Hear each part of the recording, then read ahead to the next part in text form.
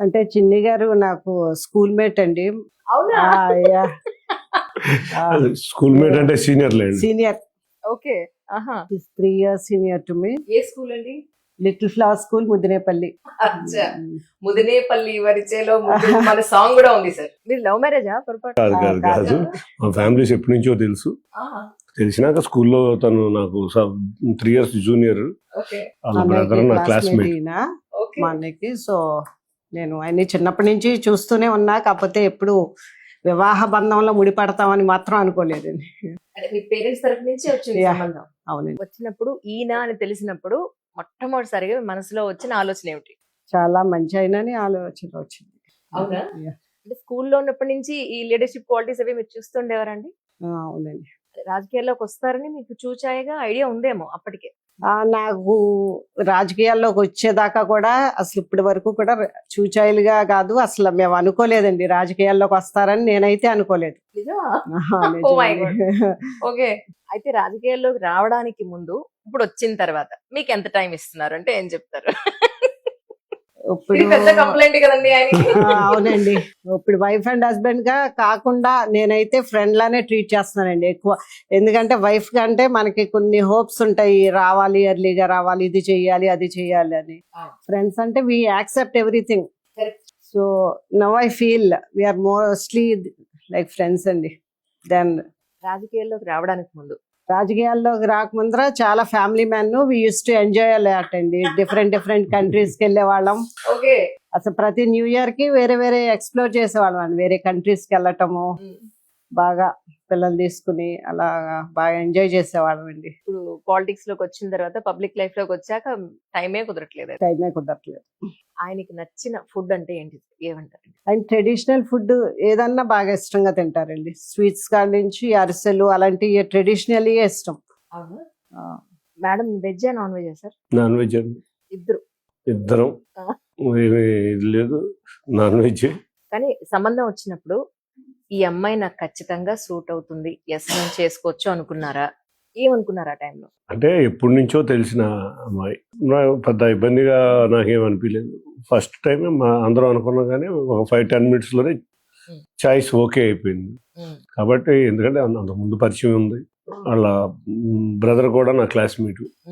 నాకు పెద్ద తేడా అని అనిపించలేదు. వాళ్ళ కుటుంబ సభ్యులు అందరూ కూడా ఇప్పటి నుంచో మదర్ సైడ్ వాళ్ళు చుట్టాలు కూడా అవుతారు. కాబట్టి అంత నాకు ఇబ్బంది అనిపించలేదు.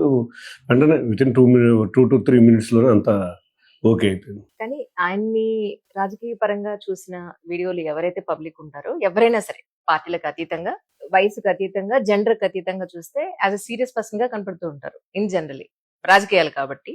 సో మీకు పర్సనల్ గా ఇంట్లో ఎలా ఉంటారంటే ఏం చెప్తారు? పర్సనల్ గా చాలా అండర్స్టాండింగ్ ఉంటారండి. నాణానికి రెండో వైపు అన్నట్టు. యా. సో చాలా కంఫర్టబుల్ గా ఉంటది చిన్ని గారితో లైఫ్. మీన్ అప్స్ అండ్ ఉంటాయి, కానీ ఎవరికైనా ఐ ఫీల్ వెరీ కంఫర్టబుల్ అండి.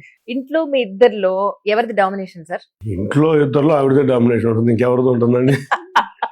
ఏం చెప్పినా వింటాం. వింటా. ఏం చేస్తాం మరి, ఎందుకంటే తనే కదా బాస్ అక్కడ. మా బాస్ కూడా తనే ఉన్నారండి ఆయన. మీరు రాజకీయాలు రావాలనుకున్నప్పుడు మేడం పర్మిషన్ తీసుకున్నారా, లేకపోతే ఎవరు పర్మిషన్ తీసుకున్నారు? వెళ్ళనా వద్దా, ప్రోస్ అండ్ కాన్స్ అంటే ఇవన్నీ ఎవరితో డిస్కస్ చేశారు సార్? ఎవరితో డిస్కస్ చేయలేదు. సీరియస్లీ? ఆవిడికి మాత్రం వెళ్తున్నానని చెప్పి, నాకు అంత ఇబ్బంది అంత నచ్చలేదు అని తను రిప్లై ఇచ్చింది.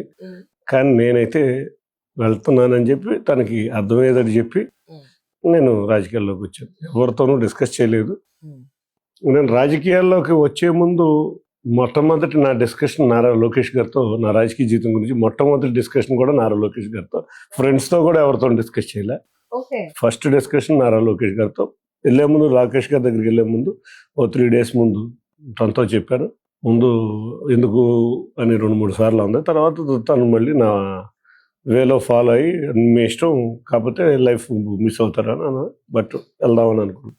సరే, ఫస్ట్ డిస్కషన్ నాది నారా లోకేష్ గారితో నా రాజకీయ డిస్కషన్ గురించి మొట్టమొదటి చెప్పింది ఆయనకే. నా రాజకీయ జర్నీ కూడా ఆయనకే వివరించడం. ఆయన కూడా వెంటనే అన్న బ్రహ్మాండంగా ఉంది, తప్పకుండా వీల్ వర్క్ టుగెదర్. ఎందుకంటే నేను రాజకీయంలో ఎప్పటి నుంచో ఉన్నా, ప్రత్యక్ష రాజకీయాల్లో నేను చెప్పేది, ప్రత్యక్ష రాజకీయాల్లోకి రావటం అనేది ముందు డిస్కషన్ నారా లోకేష్ గారితోనే చెప్పడం జరిగింది. మీకు అస్సలు టైం పాయింట్ ఆఫ్ వ్యూలో కానీ, రెస్ట్ పాయింట్ ఆఫ్ వ్యూలో కానీ, ఫుడ్ పాయింట్ ఆఫ్ వ్యూలో కానీ దేనికి టైం ఉండదు ఇన్ జనరల్ గా రాజకీయ నాయకులు. ఎందుకంటే ఆఫీస్ లో చూసినా ఫుల్ పబ్లిక్ ఉంటారు, ఇంటి దగ్గర చూసినా మనం కలవడానికి, ఎవరు అర్జీలు పెట్టుకోవడానికి, వాళ్ళ బాధలు చెప్పుకోవడానికి ఇంటి దగ్గరే ఉంటారు. ఎక్కడ చూసినా ఈవెన్ జర్నీలో కూడా మీ వెహికల్లో పాటు ఉంటారు. సో తిన్నావా, ఆరోగ్యం ఎలా ఉంది, పిల్లలు ఎలా ఉన్నారు అని ఒక కాల్ చేస్తారా ఆయన ఎప్పుడన్నా మీకు? మార్నింగ్ డైలీ నేను పొద్దున్నే చేస్తానండి.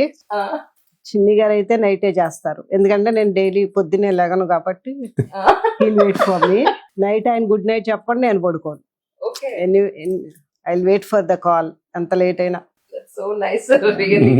కానీ సార్ మ్యారేజ్ అయిన తర్వాత నిజంగా అమ్మయ్యా నాకు తగ్గ భార్య దొరికింది అని మీకు ఒక సందర్భం ఉంటుంది ఇన్నేళ్లలో, ఆ వన్ పాయింట్ అంటే ఏం చెప్తారు? వన్ పాయింట్ అంటే ఎవ్రీడే ఈజ్ కంఫర్టబుల్. ఎందుకంటే నా బిజినెస్ స్టార్ట్ అయిన కాడి నుంచి ఎన్నో అప్ అండ్ డౌన్స్ చూసా.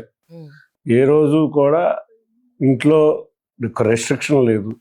నన్ను పాజిటివ్ యాటిట్యూడ్తోనే ఎంకరేజ్ చేయటమే కానీ ఏ రోజు కూడా నాకు రెస్ట్రిక్షన్స్ లేవు. బిజినెస్ ఇబ్బంది పడినప్పుడు ఇంట్లో ఎప్పుడు బాధపడలా, బిజినెస్ బ్రహ్మాండంగా సక్సెస్ అయినప్పుడు కూడా ఎప్పుడు కూడా ఇది అవ్వాల. ఇట్లా ఒడుకులు 2-3 సార్లు పడినప్పుడు కూడా మనకు ఎందుకు ఇది అనేది కూడా డిసప్పాయింట్ అవ్వకుండా పాజిటివ్ యాటిట్యూడ్తో నాతో ఎవ్రీడే ఉంటాం. ముందు ఇంట్లో గోల్ అంటారు కదా, ఆ గోల్ అనేది మాత్రం ఏ రోజు నాకు లేదు. వెరీ పాజిటివ్గా నాకు ఏ రోజు కూడా ఆ ఇబ్బంది అయితే లేదు. కాబట్టి ఎవ్రీడే నేను చాలా హ్యాపీగా ఫీల్ అవుతాను. అందులో వాళ్ళ కుటుంబ సభ్యులైనా మా కుటుంబ సభ్యులైనా తనతో మాత్రం చాలా కంఫర్ట్గా ఫీల్ అవుతారు ఎవరివన్. మా మదర్ కూడా నాకు నువ్వు మా సిస్టర్ ఉంది, నువ్వు నాకు రెండో కూతురు లాంటి దానివని ఎప్పటికప్పుడు తను వెరీ కంఫర్టబుల్గా తనతో ఫీల్ అవుతుంది. కాబట్టి నాకు ఎటువంటి ఫ్యామిలీ సైడ్ నుంచి కానీ, పిల్లల దగ్గర నుంచి కానీ, లేకపోతే మిగతా విషయాలు వీటిలోని బిజినెస్ విషయాల్లో కూడా ఈరోజు నెగిటివ్ వాయిస్ లేకుండా పాజిటివ్గా ఎంకరేజ్ చేయటం నాకు ఎవ్రీడే వెరీ గుడ్ థింగ్గా నాకు ఫీల్ అయ్యా. ఎందుకంటే ఇంట్లో పడ్డింది అనుకుంటే ఎంత కష్టపడినా కూడా డిసప్పాయింట్మెంట్ వేరుగా ఉండదు. అది నేనైతే నా లైఫ్లో ఏ రోజు ఫేస్ అవ్వలేదు. ఇన్ని ఇయర్స్ 30 years జర్నీలో.